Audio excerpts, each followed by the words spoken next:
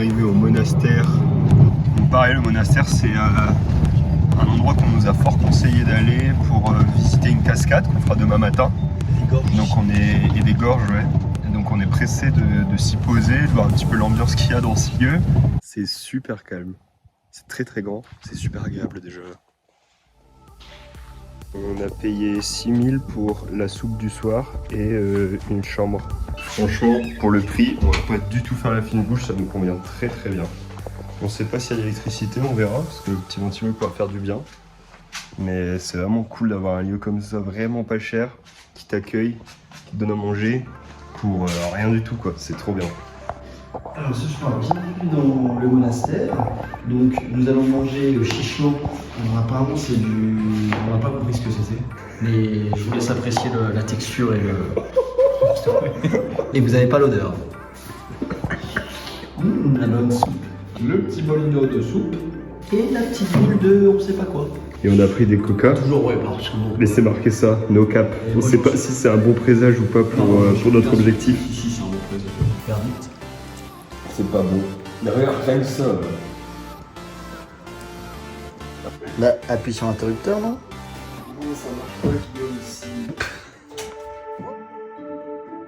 En route vers cette cascade qui a l'air sacrée, beaucoup viennent avec un bidon pour le remplir ou une bouteille, etc. Du coup, voilà, on est escorté par deux gardes armés de fusils à pompe pour se diriger vers cet endroit qui a l'air spectaculaire.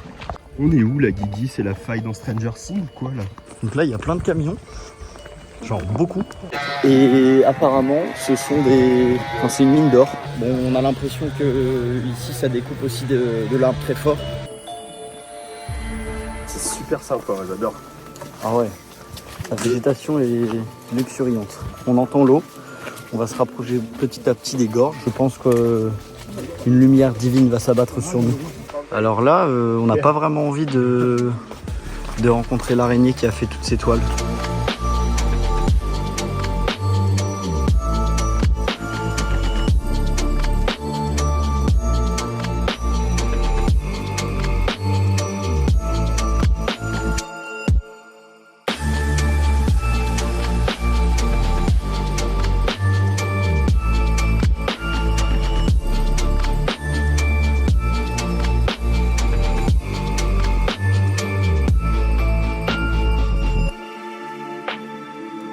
On a laissé les gens à leur procession parce que c'était très important pour eux. Mais nous par contre on doit prendre la route parce que du coup on doit aller à Calabar assez rapidement. Donc les gardes nous ont accepté qu'on y retourne seul. Normalement on ne devrait pas se perdre. Une fois qu'on est arrivé à la cascade, les gens ils ont commencé à un peu rentrer en transe pour se mettre sous l'eau, remplir leur bidon. C'était comme un peu un moment de exutoire, je pense, pour eux. Et ouais, il y a des gens qui paraissaient complètement habités par quelque chose. C'était assez particulier comme ambiance. Au fond du canyon, sombre, avec l'eau qui tombe très forte. C'était très intense. On a contacté notre ami Piotr qui est polonais. Il nous a informé qu'il fallait absolument qu'on ait un stickers, donc certainement sur notre passeport, pour remplacer finalement notre e-visa en papier, pour que ça fasse plus officiel. Sauf que ce sticker, il faut aller le chercher à Calabar. Calabar, c'est à 6 heures de route de l'endroit où on est. Et nous, on n'avait pas trop prévu ça.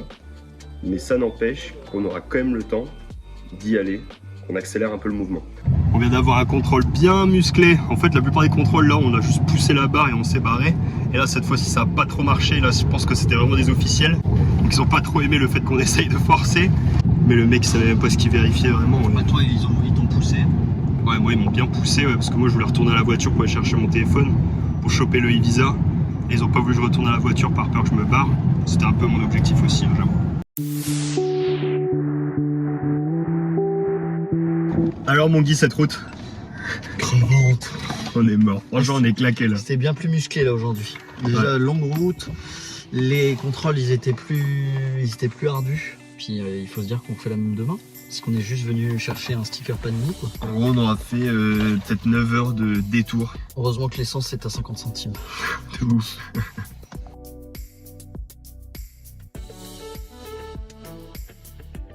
Français qui sort sa petite saucisse. Sa petite bière, et son match de foot. Bon, même si nous, on n'est pas les plus grands amateurs. Ça y est, on a récupéré nos stickers pour le Cameroun. Du coup, l'objectif maintenant, c'est de rejoindre Ekok. Donc, on part pour à peu près 5 à 6 heures de route. On avait pris ce bidon en précaution dès qu'on arrive au Nigeria, plus comme c'est pas cher, parce qu'on avait eu vent comme quoi c'était très dur de trouver du gasoil. Au final, ça a été pas de souci. Mais du coup, il vaut mieux tout de suite mettre le carburant dans le réservoir plutôt que de passer la douane avec. Parce que normalement, dans 15 km là à peu près, bon, on devrait être à la frontière avec le Cameroun, donc nickel. Bon, par contre, même s'il reste que 15 bornes, il y a des barrages vraiment tous les 30 mètres, c'est vraiment la merde là. On s'était dit que peut-être la sortie du Nigeria allait être coquette, étant donné qu'on a grillé quand même beaucoup de barrages. D'ailleurs, ils s'en sont rendus compte, donc c'est parti un peu en mode « Ouais, vous avez grillé des barrages, vous n'avez pas le droit, machin, machin ». Mais nous, on était en mode « Quoi ? On n'a pas vu ». Et en plus, je vous rappelle que j'ai toujours quand même cette petite erreur, cette petite coquille sur mon e-visa. Du coup, on a un peu serré les fesses, mais on voulait pas mentir encore une fois. Donc, moi j'ai juste montré le e-visa de Guillaume, et puis ils nous ont quand même mis nos tampons de sortie. Donc c'est bon, on peut sortir du pays. Après de nombreuses palabres, on est rentré. Ça y est, on est au Cameroun. C'est un peu particulier, c'était pas très bien organisé. Mais bon, maintenant on a un mec en scooter qui va nous escorter au bureau, là où on va se faire tamponner le passeport. Et nos passeports vont être entre guillemets confisqués jusqu'à ce qu'on prenne le convoi demain vers 10-11 heures de ce qu'on nous a dit. C'est validé. Le Nigeria, c'est derrière nous. Et devant nous, c'est le Cameroun. Et notre but maintenant, c'est de faire du change du coup pour l'argent. Et puis ce soir, on va dormir dans la cour du commissariat pour éviter de prendre l'hôtel. Donc c'est cool. Petit saucisson, petite cacahuète, petite bière et des nouveaux copains français. Et du coup cette soirée elle s'annonce plutôt bien en attendant ce fameux convoi. Et on aura bien dormi. Bon, ce matin à 6 h en commissariat ça chauffait un peu, ils se sont tous un peu engueulés. Mais on aura bien dormi quand même. On voit qu'on est dans un commissariat quand la chasse d'eau c'est un casque. Maintenant on va attendre juste derrière le commissariat. Attendre que le convoi se mette en place. On nous a dit que ça peut être entre 10h et 13h, sauf qu'il y a 300 km à faire, pas forcément d'un goudron parfait. Donc on a peur que ça prenne beaucoup de temps. Et puis pour la petite histoire, nos amis du coup c'est Géraldine et Philippe qui sont avec une 4L qui a à peu près 40 ans. Elle est toute belle la 4L, elle est bien aménagée, ils dorment dedans. Elle est 4x4 en plus, franchement c'est une belle expérience et on a bien parlé voyage ensemble. On vient d'avoir une demande un peu particulière. L'armée qui va nous escorter nous a demandé si on pouvait lui transporter 6 énormes casiers de bière d'Espé. Des casiers comme ça. Gros casiers comme ça. Ça y est, on décolle enfin. Et alors ça s'est fait, j'étais en train de cuire mes pâtes.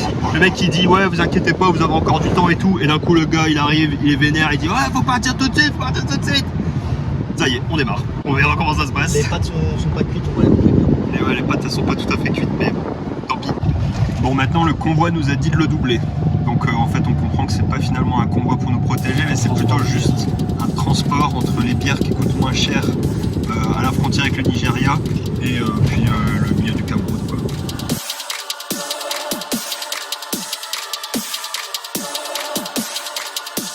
Là il y a une patte sur le pot d'échappement de Philippe sur leur 4L qui a cassé. Donc là petite mise en place d'un fil de fer et ça repart.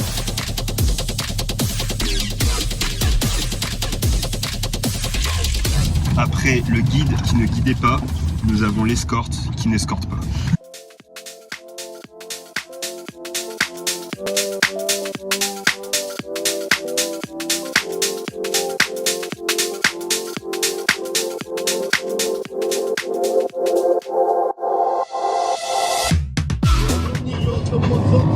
Air de nettoyage, au naturel. Eh bien on aura roulé 6h30, 7h avec ce convoi, mais finalement qu'on a perdu parce que le bus il était en panne. Et on a trouvé un presbytère qui, en tout cas les gens de la sécurité, la police qui sécurise les lieux, nous a autorisé à y passer la nuit, donc c'est parfait. Ah merde. Un petit ananas qui vient du Bénin, c'est ça? Ah ouais, il en bas super il bon. ramasse. Bon après ouais il est un peu poivre. Bon, au final, il est bientôt 22h et on est chassé du lieu. On a quitté le presbytère. Il y a un mec qui nous amène à un super spot safe. C'est une déchetterie à côté de la route et il nous demande 12 balles. Et il nous a emmené ensuite dans un endroit voilà, qui ressemble à un petit parking, mais un peu avec un dénivelé. Mais bon, ce sera très bien pour la nuit. Tous les matins, on nous réveille alors qu'on n'a rien demandé. On aura dormi au pied du mont Cameroun.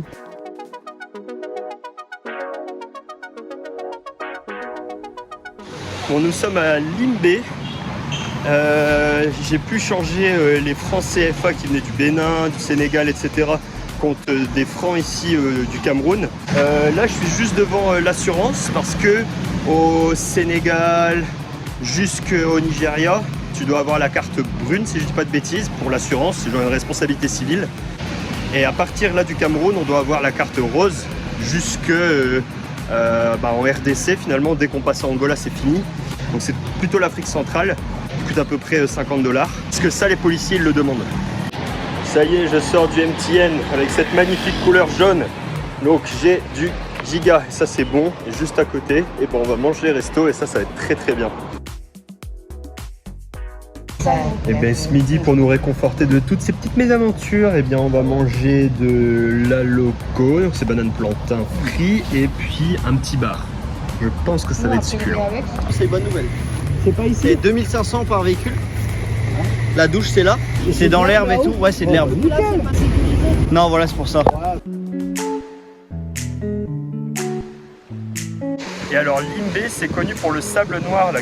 Et c'est certainement dû au fait qu'ici il y a une grosse concentration de roches volcaniques, étant donné que le mont Cameroun, qui est à une vingtaine de kilomètres de nous, est encore finalement un volcan en activité de ce qu'on nous a dit, quoi.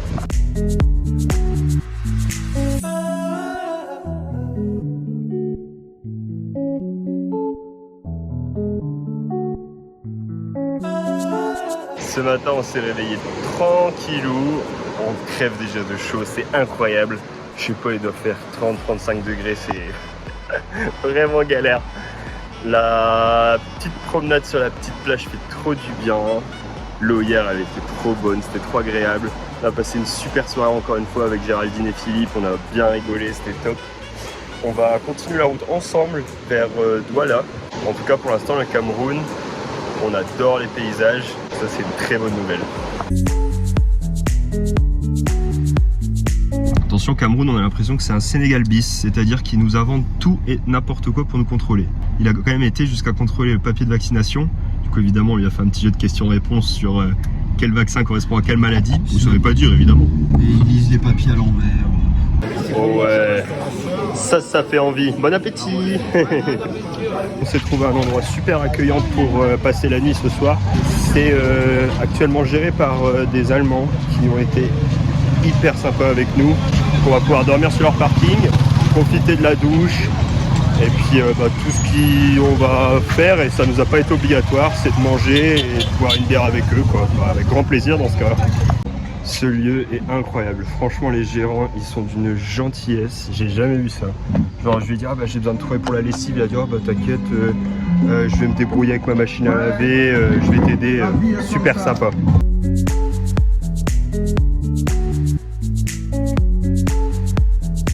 Cet hôtel est décidément un vrai petit paradis. Nous on a passé une très mauvaise nuit quand même. Franchement, on a dormi sur le parking et il faisait une chaleur de dingue ici à Douala. J'ai passé toute la nuit trempé de sueur. Quand tu ouvres la moustiquaire, forcément tu te fais dévorer par les moustiques. Et on va continuer la route vers Kribi, qui est plus au sud. On va se séparer avec Géraldine et Philippe. Eux, ils vont préférer aller au plus vite vers la République du Congo. Donc ils passent près de Yaoundé, qui est la capitale. Et on vient de se faire arrêter assez brusquement pour problème de bagages comme au Sénégal. Si qu'on avait plus d'argent, machin, que les policiers nous avaient déjà demandé de l'argent, ce qui est pas faux parce qu'au barrage juste d'avant, ils nous avaient déjà demandé 10 000. Et pour au final, ça va, tout s'est bien passé, on a réussi à récupérer nos papiers.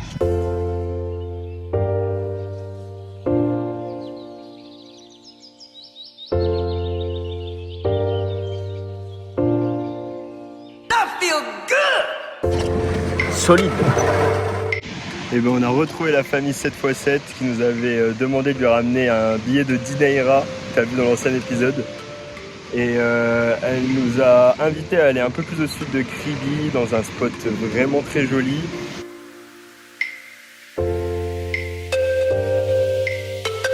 On vient à peine de se réveiller. Notre pote Enzo est venu nous chercher parce qu'il y aurait des tortues qui viennent de naître. Merci Enzo d'être venu nous chercher. Ah ouais.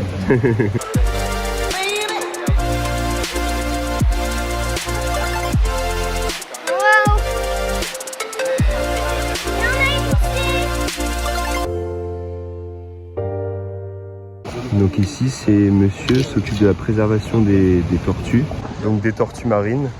Et donc quand il trouve les œufs, pour éviter qu'ils soient bouffés par les prédateurs, écrasés par l'homme, eh bien ils sont donc récupérés, ils sont mis dans ces sortes de cages, juste à côté du bâtiment où du coup il y a un petit musée où ils expliquent la vie des tortues. Puis bah là on a eu une chance incroyable, c'est d'avoir vu du coup quelques tortues sur les dizaines qui sont nées cette nuit et qui ont réussi à s'échapper de la cage, parce qu'elles sont super malignes. Donc déjà on a vu ça, c'est génial. Et puis ce soir eh bien, on devrait pouvoir les relâcher à la mer.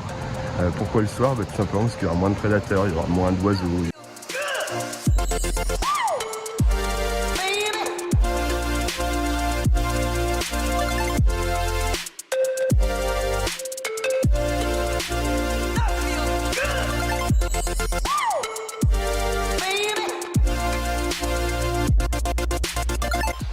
Assez particulier, on s'est rendu compte que ici, eh bien, les morts étaient enterrés finalement dans les jardins, comme si les morts continuaient à appartenir totalement au foyer.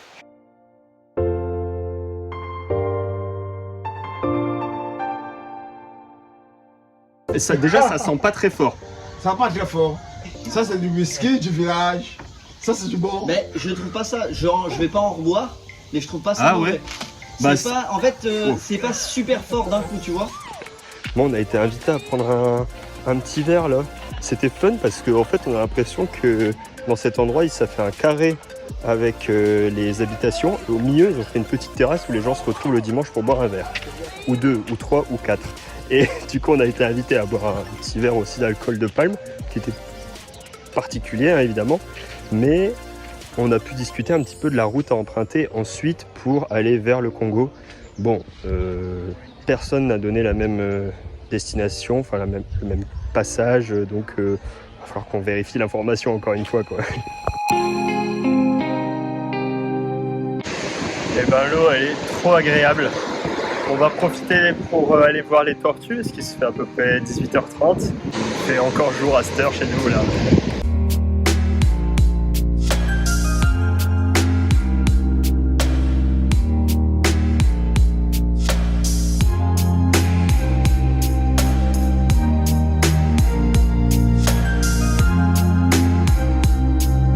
Sauvetage qui dirait la catastrophe. C'est classique.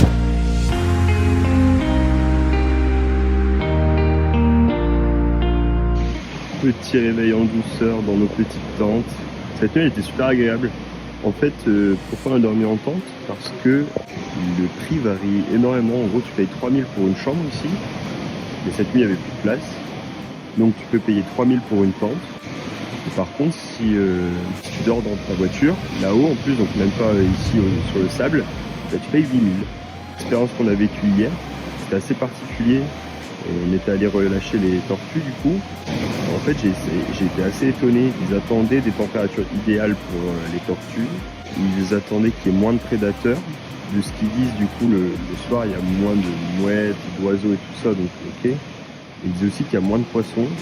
Mais bon, le truc quand même, c'est que je suis forcé de constater que le matin, quand on les a vus pour la première fois, elles étaient pleines d'énergie, elles avaient envie d'aller vers l'eau et tout ça. Et là, le soir, elles bougeaient quasiment pas. On a une qui a réussi à aller rejoindre l'eau, la deuxième avec peine, et les 13 autres, nous ensuite on va aller dire au revoir à cette famille avec lesquelles on aura passé des bons petits moments. Hier soir on a encore joué aux jeux de société tous ensemble. Moi on a quitté la 7x7 Family que vous pouvez retrouver aussi sur Insta et YouTube. C'est des gens bourrés de talent et une famille nombreuse qui a toujours plein d'histoires à raconter. On va continuer la route vers le Congo, on va passer par la piste, rejoindre Géraldine et puis Philippe. Et on vous souhaite à tous du coup une bonne semaine et à bientôt.